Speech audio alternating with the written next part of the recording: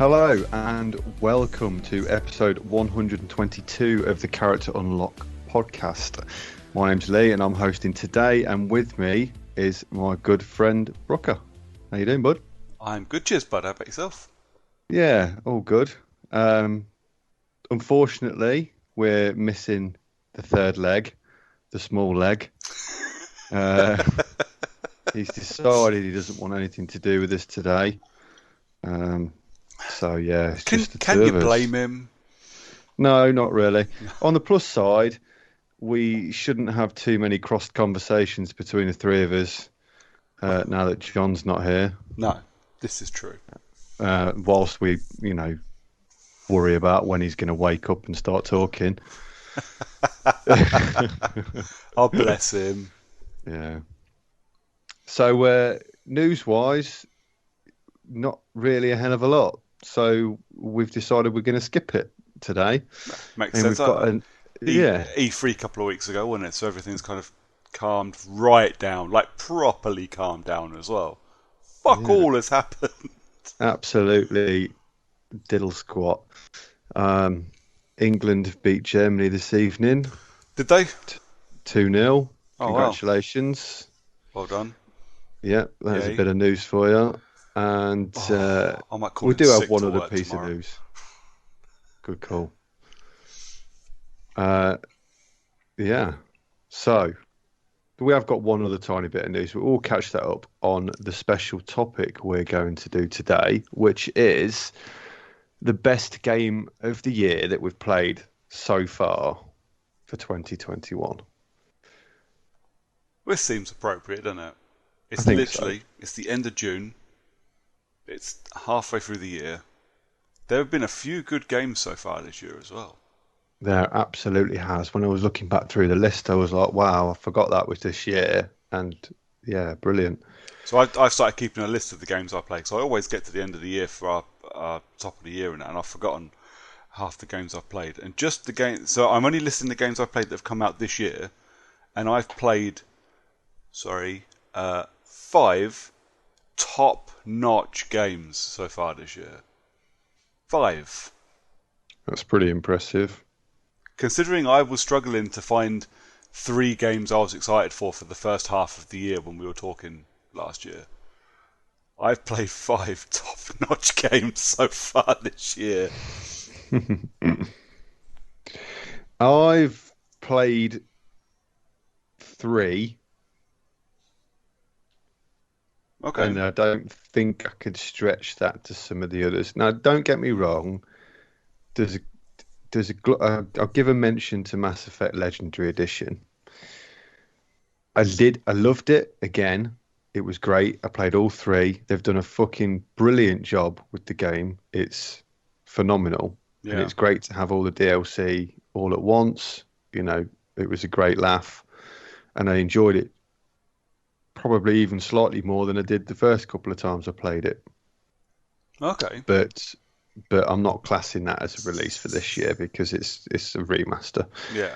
See, I'm quite torn. So my copy of Hades was released this year, so that will probably go into my honourable mentions at the back of the year because obviously it's a 2020 game. Yeah. But it will definitely get a mention because it's fucking amazing, and I'll be playing it again because I've already pre-installed it on Xbox and pre-paid for it on PlayStation. So it will be getting some more playtime between now and the end of the year. So yeah, Hades will definitely be mentioned when we get to the end of the year. I think looking at the list, I think I've got a very easy top 3 and 2 games that are very, that are at 4 and 5 are still excellent, but just I might have some issues with in my 5 so far this year. But yeah, I'm looking forward to getting to the end of the year and trying to figure out this list because we've still got quite a few games coming this year that I'm quite excited for. Yep. So do you want to go first with your mentions and then pick one? Okay, so my top 3. So I'll tell you what, I'll give you my 3 and my 2, and I'll just mention those, and then we'll talk about my number 1. Because my number 1 we're going to talk about in a bit anyway, so I might as well just roll the whole lot into here. So I think my actually we're going to talk about 2 today. So I think my number 3 is Ratchet and Clank. Yeah. Ratchet and Clank Rift Apart. Yeah, My number totally two, agree with you. my number two is The Medium, which I spoke about a lot when I was playing it, and we'll definitely Yeah. talk about again towards the end of the year. My number one, dead surprising. I was well excited for it, well up for it. Wasn't sure it was going to blow me away quite this much. Resident Evil Village. Resident Evil Good. Village is one of the best video game experiences I've had in a long time, and it's definitely one of the best horror experiences I've had in a game, well, since The Medium. And The Medium was the best horror experience I think I've had since Biohazard. It's been a good year for horror video games, but yeah, Village, mate. I mean, I know you'll probably never play it, but everything about it, and what I really like about it, I can't remember if I mentioned this last time or last time we talked about like games, because obviously the last episode was E3. When I played Biohazard, obviously Biohazard is very scary, but what Resident Evil 7 is basically Resident Evil made in the vision of the Texas Chainsaw Massacre, directed by Rob Zombie. These are all things that help me sleep at night.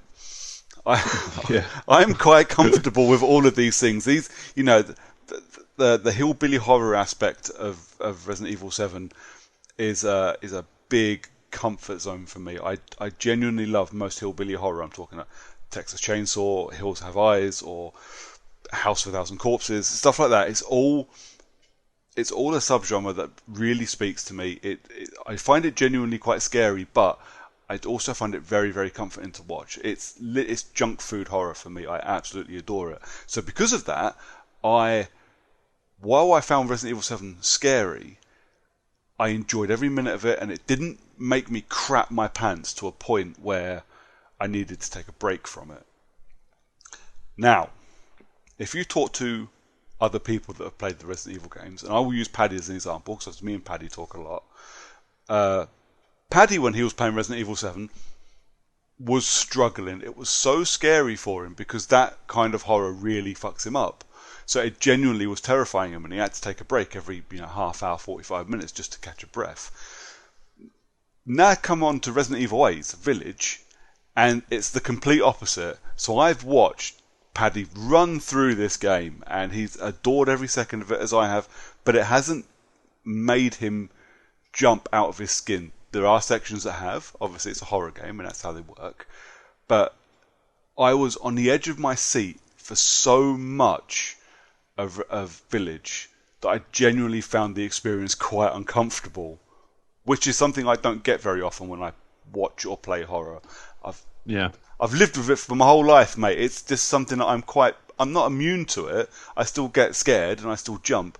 But to be made to feel quite uncomfortable is something that I don't get to do very often when it comes to horror. And that's why I watch it or why I play it. So Village actually made me genuinely gritted my teeth all the way through it. And like I said the last time we spoke about it, it's genuinely got one of the scariest set pieces in it that I've ever experienced in any medium. And I'm looking forward to going back and playing it again, but at the same time I want to leave it a bit so it can wear off, because I don't think it'll be quite as scary second time around. Yeah, just kind of so that you've, forgotten at least, or, glazed over some of the things that have happened, so that they're still possibly a bit of a surprise. Yeah, I get that. I can feel you on that one. But it's tough for a game, especially a game that came out in a year where Hitman 3 came out. And Hitman 3, I've been erect about Hitman 3 for more than a year at this point. I've been ready for it, and I completely forgot Hitman 3 was a thing while I was playing Village. I almost missed a couple of time-sensitive DLCs on it because I was too busy going, I want to get on with Village. Like, it's genuinely made me forget about all other games. I just wanted to play Village, and I just wanted to keep playing it. And when you've got limited time to play games and all you want to do is that speaks volumes to me. And yeah, it absolutely blew me away. Absolutely. I love a game like that, but the only issue I have with games that capture my imagination and and draw me back in and leave me just thinking about it constantly is that I can't do a good day's work after that I because I all I want to do is turn the fucking thing off and play games. Yeah, I'm exactly the same. I tend to what I tend to find is I can't calm down when I go to bed at night, and I'm laying there thinking about it all night. I'm like I'm awake. I could go back downstairs. I could get another hour in and then go to bed. And Yeah. yeah, I ruin my work day the next day because I've just sat up all night thinking about what I want to do next time I turn my PlayStation on. Yeah, well, I work on the same screen that I play games on, so I'm literally working, and then I'm just looking at my Xbox or my PlayStation and going, "Can I knock off for the day?" At 10 minutes after I've started in the morning. Yeah, it's only 8:45. My coffee's not gone cold yet.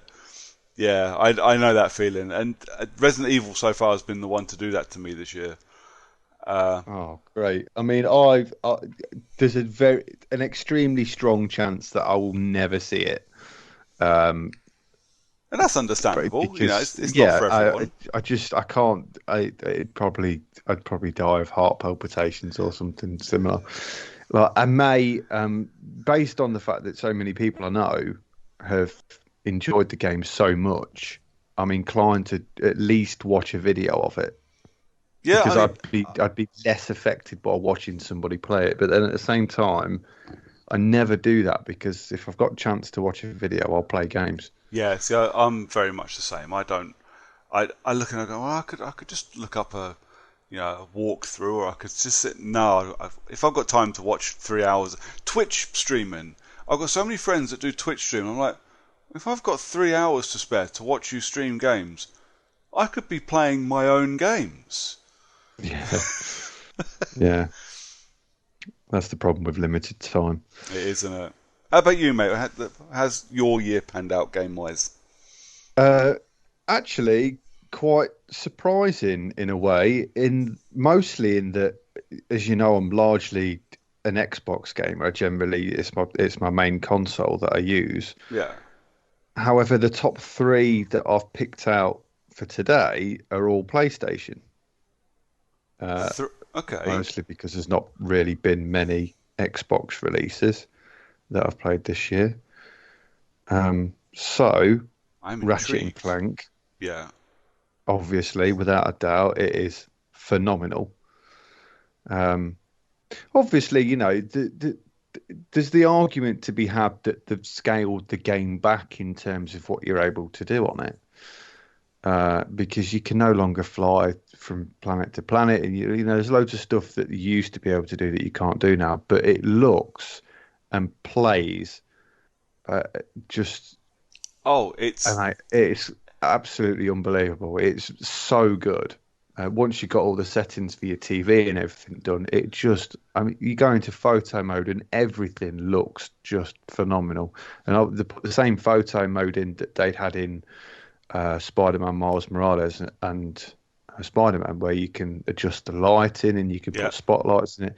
And some of the art and things that people can do is, I mean, even I was able to do some pretty cool shit.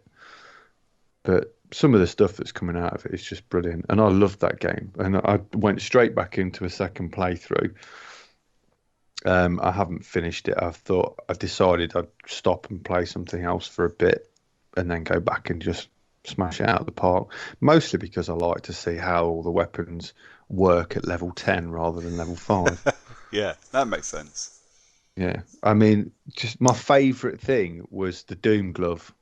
Yeah. Because you chuck out 6 or 7 Doom gloves, and it was basically like World War Z. Yeah. It was just an absolute swarm of Doom robots on the screen, and there was so much on the screen at once, and everything that was going on around you, in front of you. You've got your 8 Mr. Fun guys out, Yeah. or Miss Fun guys out. You've got 50 blooming Doom bots out there. You've got your Tapiri grenades and everything else. You've got 500 things on the screen just in front of you. Yeah. And then you look up at the backdrop and there's 30,000 ships still up there flying about in the screen. It was insane, the amount And of stuff they had going on. and not a Without single any frame drop dropped. whatsoever. Yeah, No, I that didn't was it. notice any. No, I didn't. And I think when you and I were talking over WhatsApp when we were both playing it, I'm like, this is And I'm doing the same. I'm lobbing Doom bots. I'm like topiary things. I've got this whole screen just filled with bollocks. And I'm like, the amount of shit going on this screen. I mean, at this point, I'm just kind of shooting in a random direction because I can't tell what's good, what's bad. Yeah. There's just lights everywhere and particle effects in my face, but not a single frame drop from what I could see. Not in the 10 to 12 hours I think it took me to platinum it. Not a single drop frame from what I could see. Not one. And Yeah. I certainly didn't see one either. it just a technical marvel as well. The portal things that you pull yourself around on, not the ones where you go to other dimensions, but where you pull yourself around into other areas of the environment. And See, I everything. thought that was a very, very clever take on a grappling hook. Yes, I did as Because well. essentially all it was a grappling hook that would take you to a new area. But the way that they'd set it up But it was just genius. and it pulls you through this little rift. But what I was genuinely expecting, especially when shit started kicking off, that I'd pull into one of these rifts and everything would come screaming to a halt because the frame rate just can't keep up. Nothing. Perfect. I've never seen, I don't think, a game quite so technically marvelous as Rift Apart. Yeah, agreed. Well, I won't spoil the story for anyone, but even the story was pretty good. Oh yeah, Largely enjoyable, at least. It was soft and it was squishy, and I enjoyed it. There was no major surprises in there for me. I kind of figured out the yeah. majority of it way before the game was even released. But It, yeah, it was certainly it enjoyed was a that too. wonderful for me. It was a beautiful palate cleanser for just after finishing Village. Yeah, I genuinely need just a nice, like kid friendly, just fun times. That's all I needed. and no glitches. No, I had no glitches, no crashes, not that I can remember. nope. There was nothing. I had no problems. I mean, I know that they've patched it a couple of times as well, but I mean, even before all of that, I don't believe I had any issues, or at least not noticeable ones anyway. No, I think it took one patch by the time I actually started it, and it took two while I was playing. And I don't think I didn't read any notes. I didn't bother, assuming everything was working all right. I don't care.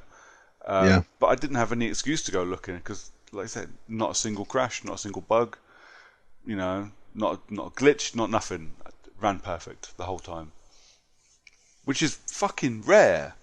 You know, yeah, for any game. Not the Sony exclusives usually are a higher caliber than most, but even then, half the ones I've played the last couple of years, you still get a glitch or two. Even if they're just little ones. But not literally, the game came out perfect. I don't know how they do that. no, I I'm dumbfounded, mate. Yeah, And supposedly there was no crunch on it whatsoever. I read that too, and even that's even more impressive if that's the case. It just means that they've got everything set up, they got it planned.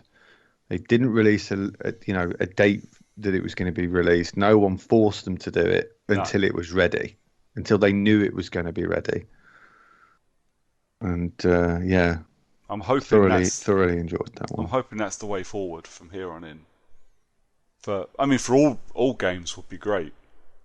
Just but if Sony can set the example, that'd be fantastic. Especially after the shit they took for the crunch for Last of Us this time last year.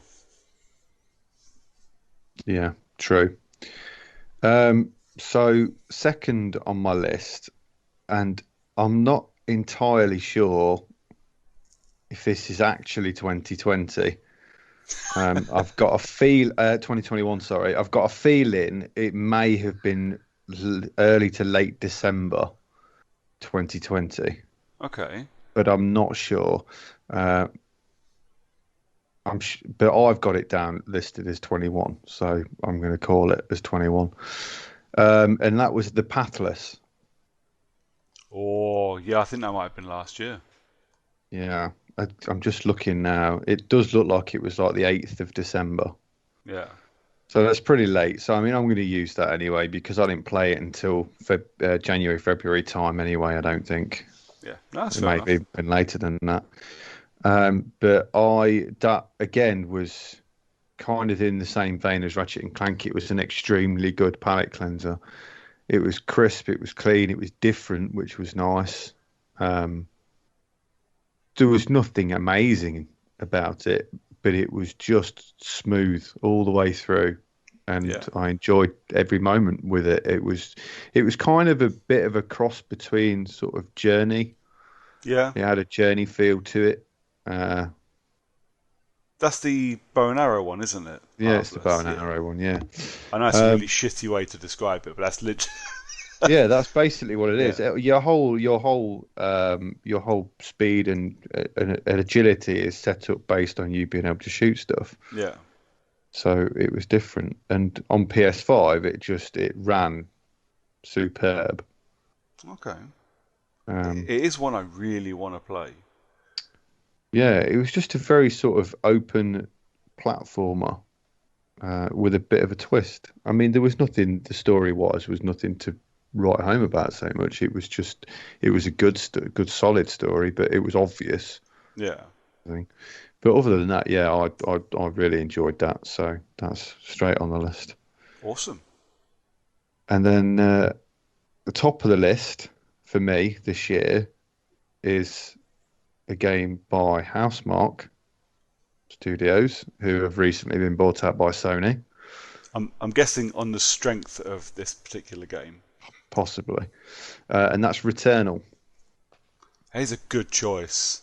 Yeah, obviously, I absolutely love Metroidvania and that kind of sort of game, and this was essentially a AAA platform shooter version of a Metroidvania. Yeah. Uh, Metroidvania is probably not the right way of putting it, but I can't remember what they call it when you die over and over again. And you keep carrying on from there. But it's very similar to Hades in that you do level up some things, Yeah. So and it's then roguelike, isn't it? roguelike, that's the one. Yeah. Yeah, I don't know why I couldn't think of the word. And despite its issues and despite the problems with it, and despite the problems with the PlayStation uh, idle mode Yeah. or rest mode, which never fucking seems to work lately. I was very lucky when I was playing Returnal that it stayed solid, but lately it's just rest mode's been terrible. Yeah. See, my experience, it didn't stay solid while I had Returnal on.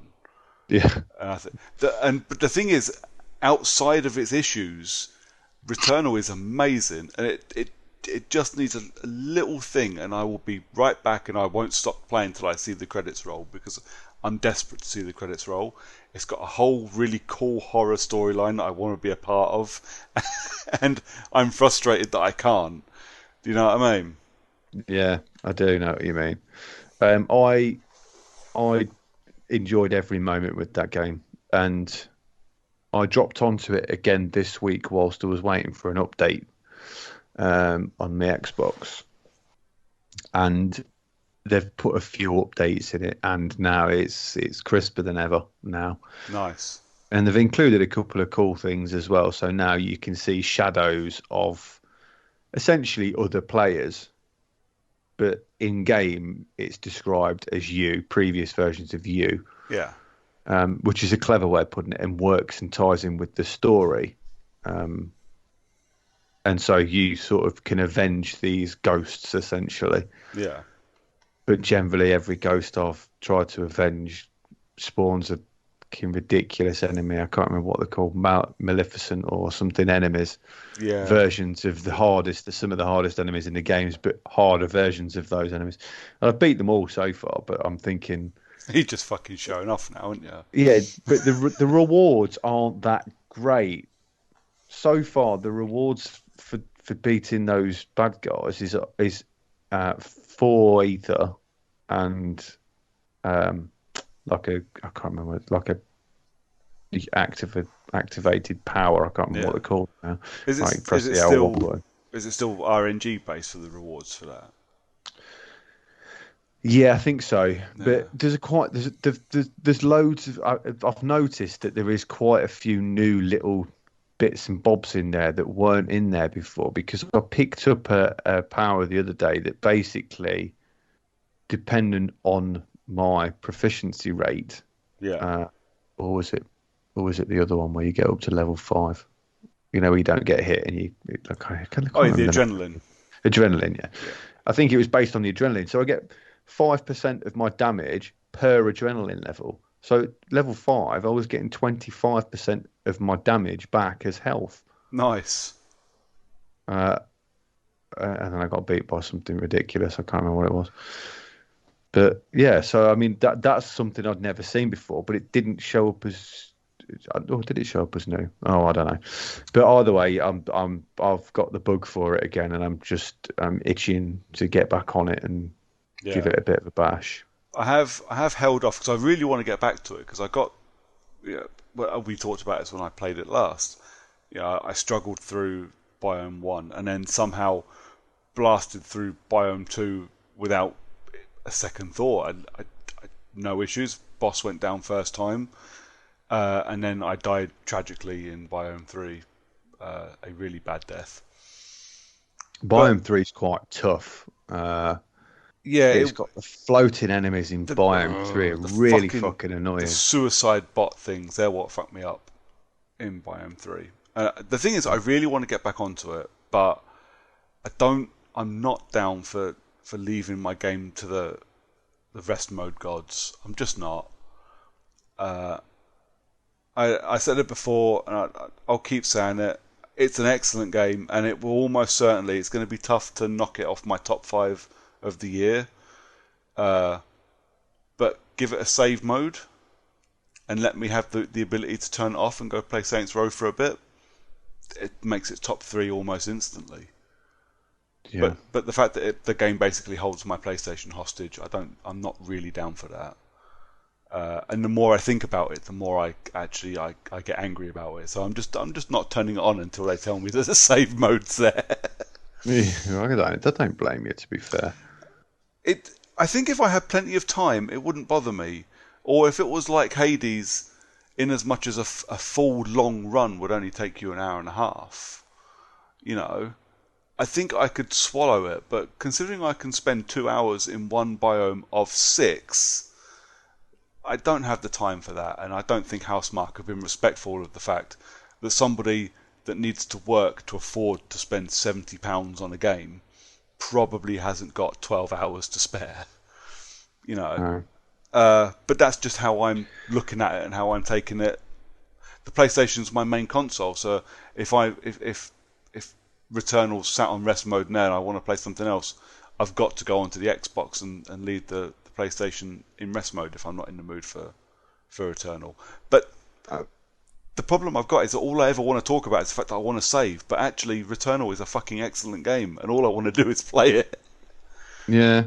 I mean, it can't be that difficult for them to implement some sort of destructible mid-run save system. So many other games do it. Basically, a game freeze, Yeah, pause, save, whatever. And then as soon as that game comes on again, you've got no way of getting that data off the PlayStation. And as no, soon as you come onto the game again, you can continue from where you were as if you was in rest mode anyway. yeah, That's all it needs, really. And that would appease quite a lot of people. And there may be people that prefer it without the save game, and that's fine. There's always those people on the other side of the fence, but I think the large majority of people for this would yeah. just like to be able to But I think leave this, it. I think the same argument can be levied against that as you can against putting easy mode into Sekiro or Dark Souls. You don't have to use it if you don't want to.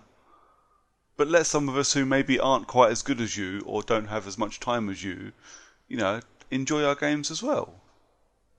Yeah. The gatekeepingness of communities like that bugs me quite a bit. I half understand it with games that are intentionally difficult. Yeah, Intentionally set up that way. I understand that they're not likely to do it, but in this case, there's not really an argument for it. no. Uh, it's not like yes, the game is difficult, but that save isn't there to save you. If you die whilst you're on a run, you lose it anyway. Yeah. It's not like it's not there to sort of save spam. I just want the ability to go and cook dinner. Yeah, or put your kid to bed or have Yeah. a wash and go, and not worry about your PlayStation dying. Yeah. Yeah. So yeah, that's pretty easily my top this year so It's a far. damn good choice, and I do think, in the grand scheme of things, I think it will be hard to knock Returnal out of my top five. But beginning of this year, I was struggling. Like I said earlier, I was struggling to think of three games that were going to get me excited for the first half of the year, and here I am with a top five already. Yeah. Yeah. So do you want to do the jingle for what we've been playing? I ain't doing no. I don't sing, mate. This ain't karaoke, and I ain't drunk enough for that shit. You want There you homemade go. That's your jingles? jingle, people. That's your jingle. Um, so I mean, I'll carry it on. Yeah, go on. I've not been playing a hell of a lot, if I'm honest.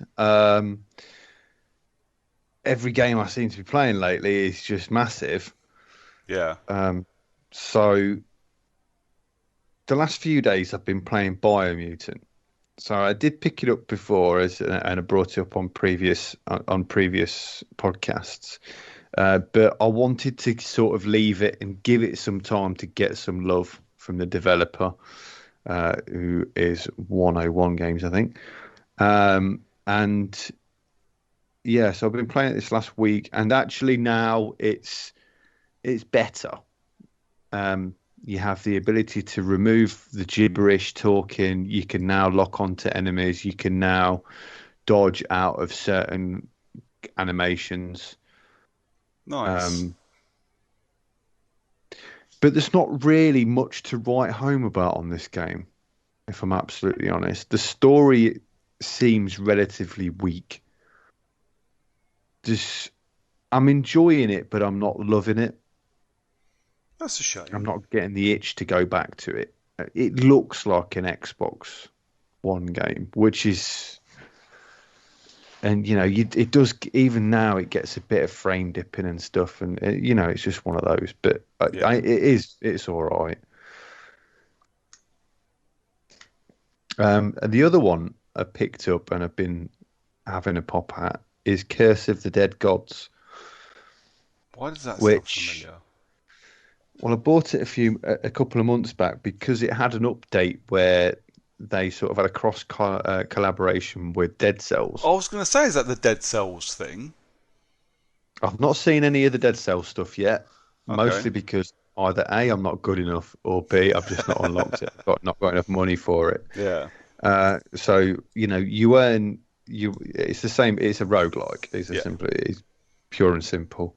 It's isometric roguelike. It's a little bit slow.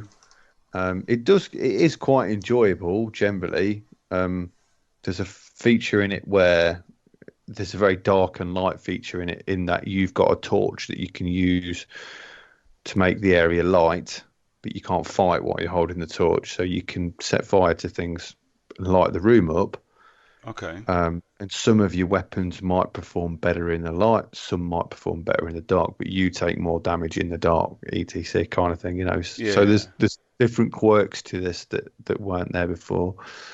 Um, you have a round of sort of three optional routes when you first start. So you get an option of like this boss, this boss, this boss.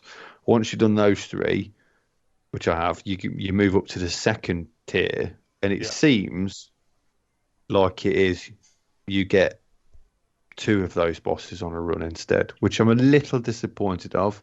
I don't know yet because I haven't played it enough to tell you one way or the other what's different. It is particularly hard. Yeah. Um, the there's another feature in it where each room has a door at the end. Every time you go through a door, you get a a curse. You get a curse, but it goes up incrementally in points. So you get 20 points every time you go through a door. When you first start, you have a maximum of 100 points that you can get before you get a curse. Okay. So you can go through 5 doors, then you get a curse. You always get at least one. I've not figured out. I'm sure maybe later in the game when you got better weapons stuff, there's a way to alleviate it. But some of the weapons you have, if you kill someone with them, you can reduce your curse by like 2. Okay. And but you're already at 60 by this point. Great. It largely doesn't make a hell of a lot of difference yet. Like I said, but I presume there's a way of alleviating that because the longer the run becomes, the more curses you will have, up to a maximum of 5, I think, curses. Okay. Some of them aren't too bad. Some of them are real pain in the arse, and I think there's an RNG feature to that as well. Most of them are workable, and some of them actually kind of most of the time work in your favour depending on your play style. They kind of give you 1 plus and 1 negative, your curses do. So it might say something like, you have to use gold to get through a door now. Yeah. But if you have got enough gold and you can pay the gold, then we'll give you 50% of your health back. If you haven't got enough gold, we're going to take some of your health away, basically, or something like that. So Okay. they can work in your favour, but the whole idea is that they are curses. Yeah. But it's enjoyable. It's not hooked me in like a lot of the other roguelikes and things that I've spoke about in the past. It's not captured my imagination. There's definitely not really any story basis to it. There's a short 1-minute video at the start, and then you're basically in the runs. But yeah, it's all right. Good. And the only other thing I've really played was Ratchet and Clank. Which we've spoken about. Yeah. I've picked up little bits and bobs here and there. I've had a couple of bashes on Injustice 2 and a few other bits and bobs. But yeah, generally, I think that's pretty much me. Yeah. Can't think of anything else off the top of my head. I've been playing a lot of Skylanders with the boy. Yeah. Because he's addicted to it, and it was his birthday last week, and he got Trap Team for Xbox One and Imaginators for Xbox One, and I bought him about another 70 Skylanders for his birthday. Fucking hell. So he's got about 140 Skylanders now, and about 100 swaps. Jesus. But Brilliant. it's cheaper to buy bundles now to get Yeah. free than it is to try and buy. Because if you buy individual, but obviously they're all discontinued. So if you're buying them you're paying eBay prices basically. And if you want to buy them individually, you're paying £5 a model on eBay typically, and with £3 postage. Or you can catch someone on Facebook or Gumtree or whatever with a bundle, and they're selling 50 for £70. Yeah. But I only need 10 of them. So I'd buy the 50 Yeah. and then stick the rest in a big box, and I'll sell them all eventually, all his spares. Yeah. So we've just been playing that. And actually, you know what? They are functionally brilliant games. Now, don't get me wrong. They are money makers, and everything about the game and every new iteration of each game that I've played, I'm like, oh, that is dirty, dirty, dirty shit. So basically, in the first game, you only needed one character of every element to finish the game and open all of the doors. Yeah. That was it. In the second game, you needed a character of every element and a giant character. Didn't matter which one, just one was enough to open the giant stuff. Yeah.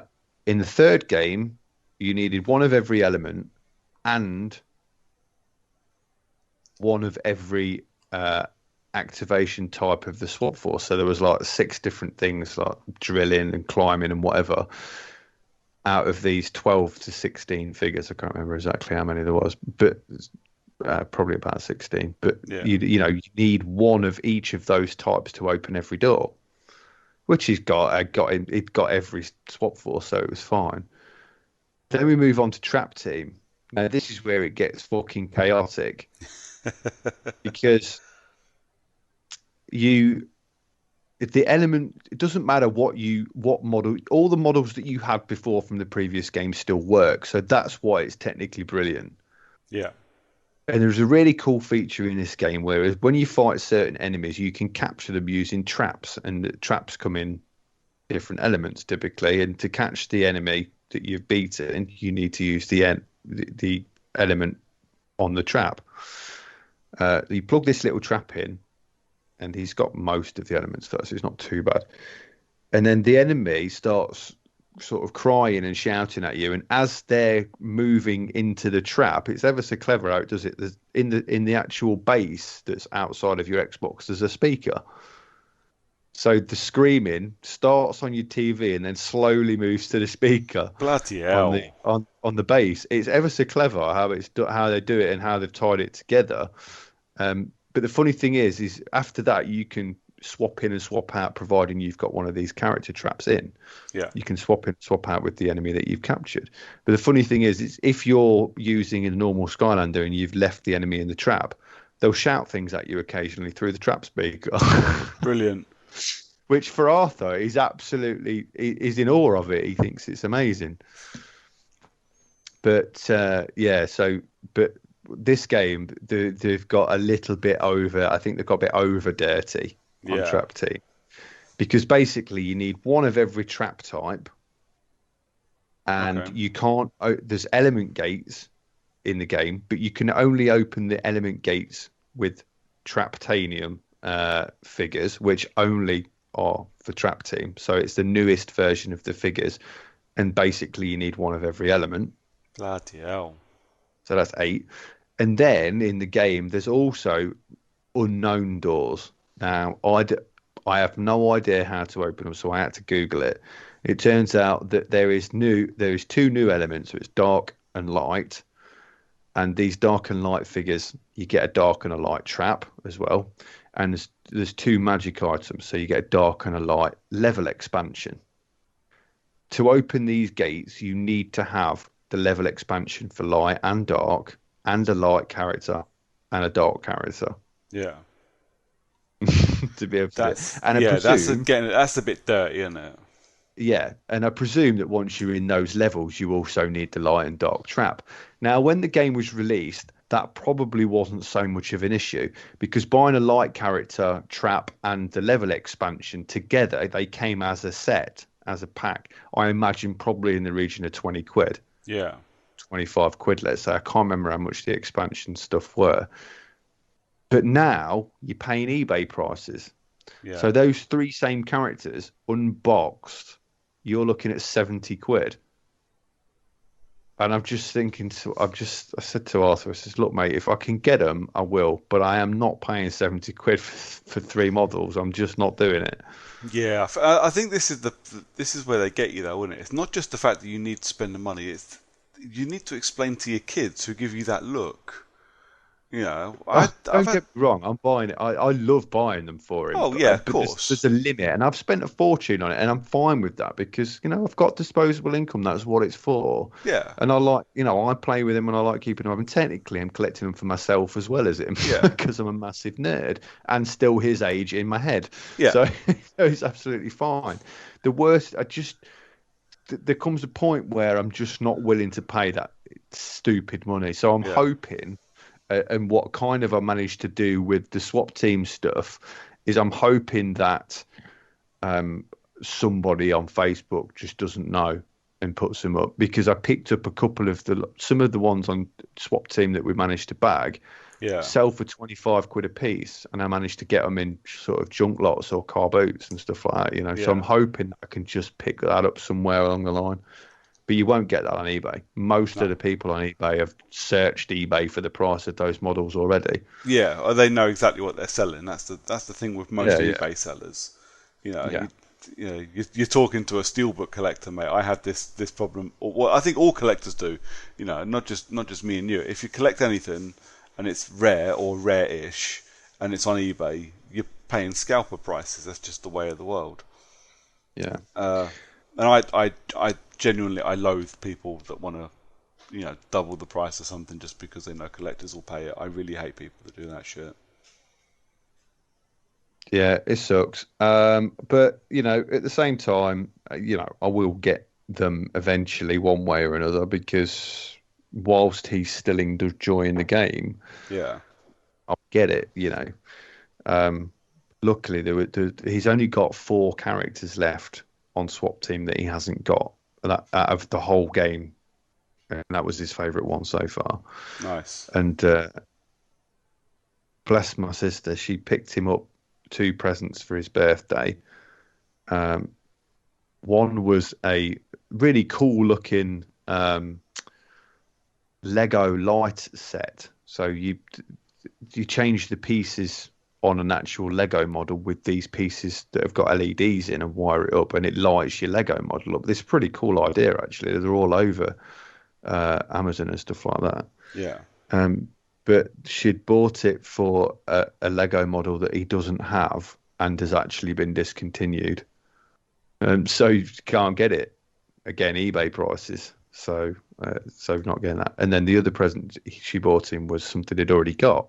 Yeah. So she said, "Is there anything he wants?" And I was like, "Yeah, there's these four models." She's like, "How much are they?" I was like, 30 quid for all four of them. And I wouldn't have paid that No. because one of them was 20 quid on its own because it's one of the rare ones typically. Yeah. And she's like, yeah, I'll take 30 quid. So I was like, well, she's managed to bag those then. So that's good. Nice. But functionally, those games are fantastic. Yeah. Absolutely fantastic. They're so clever. And the fact that if you've got 140 models, plus all of your bits and bobs and all of your side missions and everything else, on that Imaginators game, which is the latest one from a few years back, everything works on that game. All of it. Every single item will work on that game, which is just brilliant, if you ask me. Yeah. No, 100%. Yeah, and it was hands above Disney Infinity. That was an absolute shit show. Yeah. So yeah, although the models were cooler, technically. Yes. Yeah. But yeah, so that's what I've been playing. What about you? Uh, well, I mean, mostly Village. Obviously, like I said, I rolled credits on Village a couple of weeks ago. Obviously, we skipped a lot of this because we done E3 last time, didn't we? So Yeah, I rolled the credits on Village, which I loved.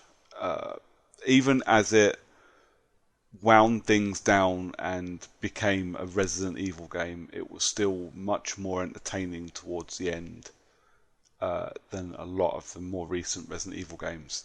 By that I mean, like, even when you get your cool setting or something different happens, by the time you get to the end of most Resi games, it's just another Resi game. It's like the Saw franchise at this point. You can do all the wonderful things you want to do with it. By the time you get to the last 20 minutes, everything has to wrap up as neatly as they can possibly do it with this convoluted story they've built over the last 20 years. that's an understatement. Yeah, but they actually, I think they managed to do it quite well. And not only did they manage to do it quite well, they actually managed to set up a further Resident Evil game in this vein. So I think almost its own independent trilogy of Biohazard, Village, and then something else. Yeah, Which I'll be honest, I'm very excited to see what they do with it. Again, technically, it's a sound game. It is. I think I told you guys when we were talking about. I think I had one glitch in the whole game, and it was completely repeatable, but my fault. So as the final kind of in-game, in-engine cutscene thing happens, so you're in a boss fight, and then the game takes over and the scene finishes. I switched my weapon just as the scene was being taken over by the game. So what actually happened was the game took over as I was swapping weapons. I didn't have a weapon on the screen. Game gave me control back to just hammer the trigger button for a little bit to finish the story off. I had no weapon to fire, which was great.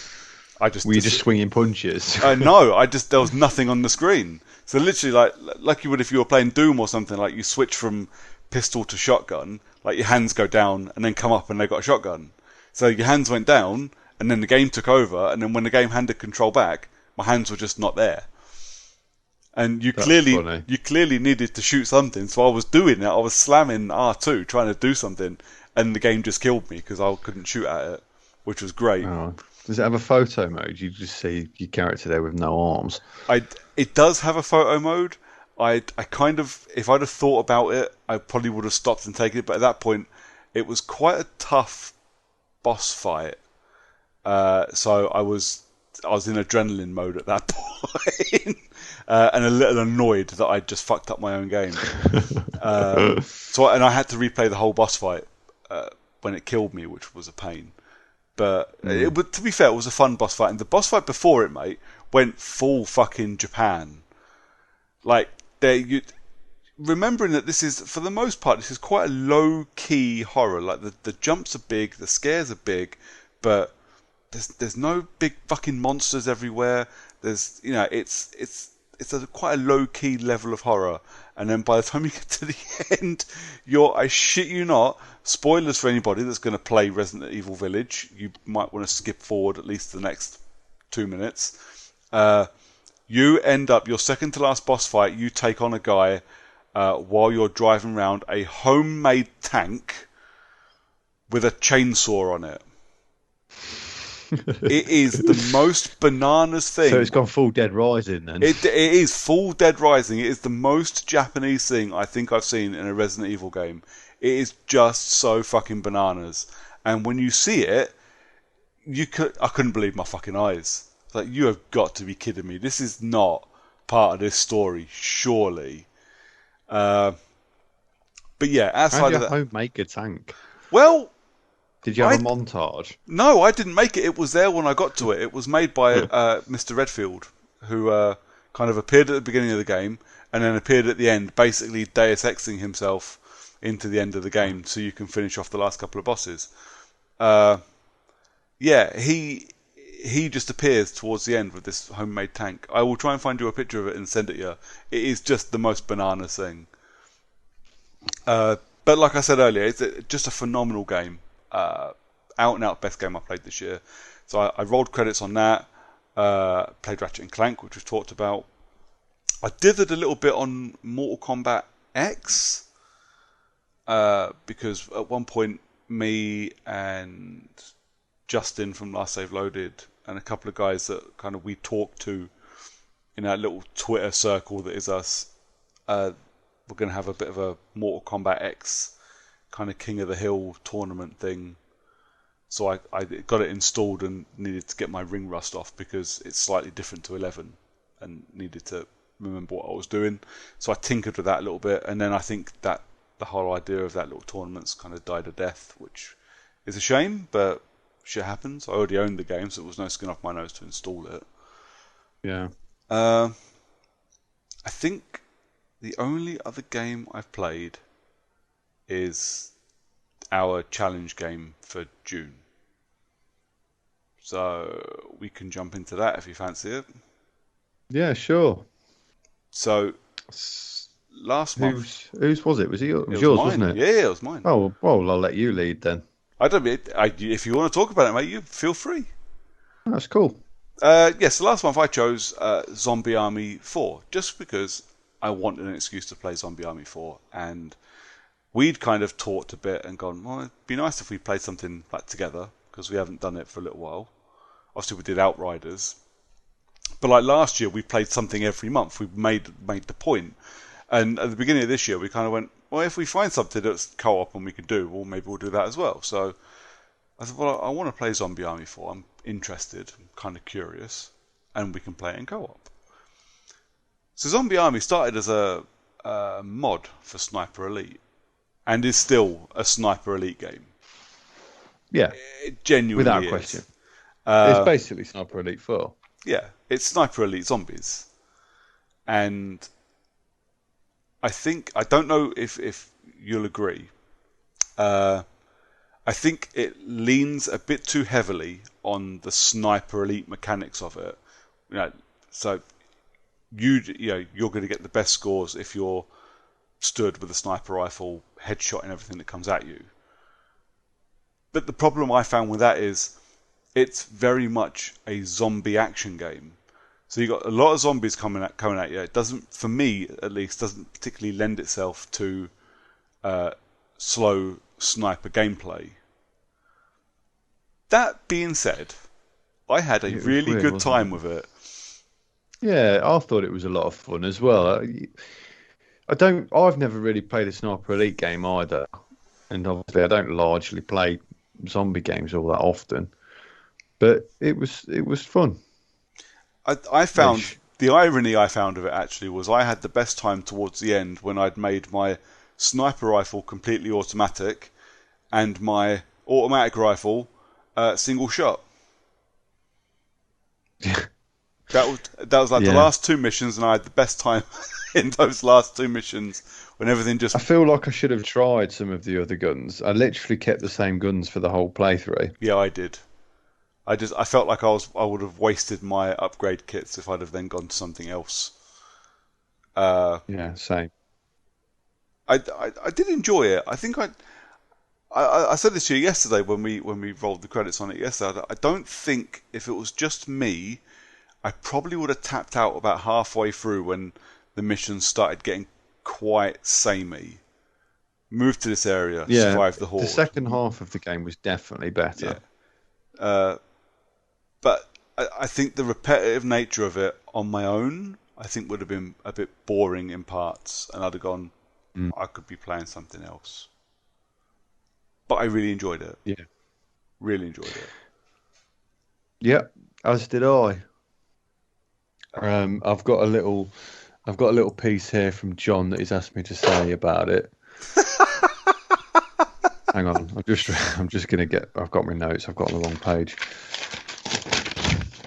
Hang on.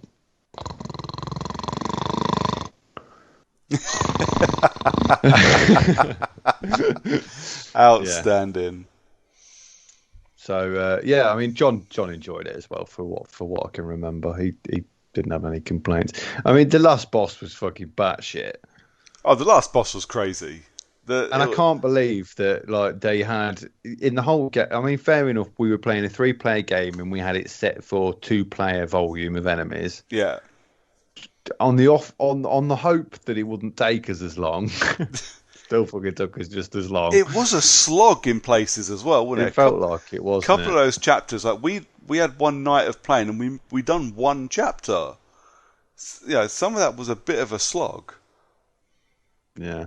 The funny thing for me was there was so many sort of unlockables and stuff like that that you had to do certain missions for it, and multiple of them were you need to get a combo of 100 Yeah, whilst carrying this or whilst doing this. And it literally, the highest I managed to get was 80 something throughout the entire game, right up until the last two set pieces where I yeah, got like 125, which is just bananas. yeah. I was a big fan of the because it wasn't scary at all, even though it's like zombie army and it bills itself as a bit of a horror game.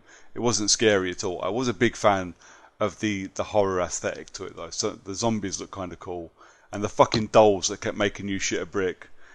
There, Got there was two jumps that got me in the whole game, and there was that one where I picked something up and then I was just surrounded by bloody glowing was that last fucking night's one? porcelain dolls, yeah. That was fucking And amazing. I was Just like, to "Oh, see you that, fucker, you fucking things." just to see that happen. You see that, you see you sitting in that little corner and those dolls appear. It was magical.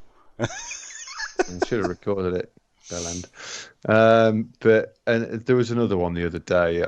There was two actually on the same level. The first one got me when a zombie come bowling out of a door when I weren't really paying attention. Yeah, And then the second one where it fell through a wall after I'd walked past, and John went, "Oh, that's scary." brilliant. I really enjoyed it though. Like I said, the aesthetic was fun. There was some nice imagination put into the nice, probably not the right word. Some good imagination put into the environments. It was fun. I don't think I'll bother going back to do the trilogy unless it appears free one day. Oh, Certainly, very much doubt I'll be picking any of them up and probably giving Sniper Elite a wide berth while I'm at it. Yeah, see, Sniper Elite works slightly better because those mechanics are built for that kind of game. So you sneak around, find a target, stick a couple of mines behind you, so if someone sneaks up on you, it takes them out. One shot, take your target out and leave. It's not an action game. Yeah, the It's a worst thing hitman about the game in mines World in War this one Two. as well, yeah, was you put the mines down.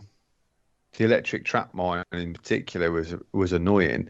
He felt like he was going to do something, but because you were being attacked by a horde of 15 plus enemies, Yeah, they the it first one bugger all. gets hit by the trap and every fucker else just walks on through. Yeah, But yeah, overall, I thought it was enjoyable. Hence why I came back and polished it off with you last night. yeah. I mean, it was a shot. Good Obviously, fun. that this is our problem a lot, isn't it? Time and life just gets in the fucking way. And I wanted to see the credits roll one way or another. So I said to you last night, I'm going to jump on, do this last couple of missions, and if anyone's around and wants to join me, just come along. I don't mind doing it solo. I don't want to fail the challenge in Yeah. when it's my game. It didn't take us that long in the end. It was about an hour and a bit, weren't it? Yeah, So and a it bit wasn't to too bang bad. for it, including quite a long final boss fight. So yeah, it was. Yeah, it was easy, but it was a bit tedious, that boss fight, more than Yeah. anything. It was kind of funny, though. Oh Well, yeah, it was definitely funny. it was a laugh. Yeah, I had a lot of fun with it, and I feel I'm going to have had more fun with that than John's choice for this month, which is Yeah. that Fogs, which I have installed and tried, and it is the worst game I think I've ever played. I'm not looking forward to this. It's have you played it yet? I I downloaded it a while back because of the age rating on it, it was something that Arthur could play. Yeah, But when I started playing it, I turned it off yeah. and deleted it. Well, I didn't even let my son play that shit. it's basically you basically play an animated double-ended dildo that has to puzzle its way out of the environment. I'm not a fan, Yeah. I'll be honest. A And cat dog. cat dog, yeah. So it's just like That's somebody, a blast from the past. yeah. I'm not looking forward to it, but hopefully it's only gonna be about 5 6 He said it hours. was like 9 hours though, didn't he? Did he say 9 hours? I thought it was about 6. I'm gonna have to go over it. How long? There you go. How long to beat? What's got fogs in it? Yeah. No, not hogs. 7.5 hours. Oh, that bot. John, if you're listening, fuck you. He's not listening. No, of course. Fuck you, John. He's in your Fuck long you arm. with a double-ended fog-shaped dildo. Yeah. That's what we should send him one for Christmas. I may do. I'm going to send him one of them cards. You know, ones that just sing. And when you try and rip it open, it's just glittery dicks everywhere. Glitter dicks. Yeah. So yeah, that's next month. Yeah. Or yeah, I'll get it downloaded and just force my way through it come this weekend. I've just bought Saints Row as well, so I'm quite enjoying like going through Saints Row. I don't really want to undo that by playing Fogs. Yeah. How's that looking? Is it good? I mean, It's good. Is this the fourth console it's been updated for, or is it a third? Yeah, I the can't third. remember So it's a PS3 game, and then it got remastered for the 4, and I just bought it. Well, I bought it. I bought the PS4 version. It comes with the PS5 version for free. So it's basically the remaster. It looks just as good as it did on the Xbox, because I bought the Xbox one last year when it came out. It looks good. I've had a couple of crashes, unnecessary crashes. It still seems not as polished as it should be. But hopefully I'll have more to say about it next episode. I'm only a few hours in. I don't want to say too much because it's Saints Row. If I talk about it now, I can't talk about it in 2 weeks because it's Saints Row. Yeah. But yeah, it looks good, and the little purple light on my controller, it almost makes it all worth it. It's the little things, mate. Okay, cool. Well, we haven't got anything else. Have you got No, anything else? I have not, mate. It's been a quiet couple of weeks. Oh, it's a nice short one for the listeners then. Yeah. Listener, sorry. Listener, and possibly John. Fuck you, John. Yeah. So, you know, where can people find you, Mr. Brooks? You can find me on Twitter, mate. I'm at Brooker411 on Twitter. Best place to find me. Okay. And I am Pyro Loveridge pretty much everywhere. As a team, we are Character Unlock, and you can find us also on most social media platforms. Um, we hope to hear from you again. Say good night. Good night, buddy. Good night. Say good night. Just, Hail Hitler. just fucking go. Yeah, yeah. Brilliant. Oh, the Hitler reference was Zombie Army, by the way. It wasn't like I'm an actual Nazi. I'm just going to cut this bit out so no one knows. Yeah. There was a lot of Hitlers in that game. There was a lot of Hitlers in I there. killed 125 Hitlers in the last set piece. Literally got proof of that because that was my top combo, 125. Nice. And that was in the last fight where it's just But it's Hitlers. just Hitlers. Brilliant. Bonkers. Oh, that game was more fun than it deserved to be. Agreed. Okay. Thanks.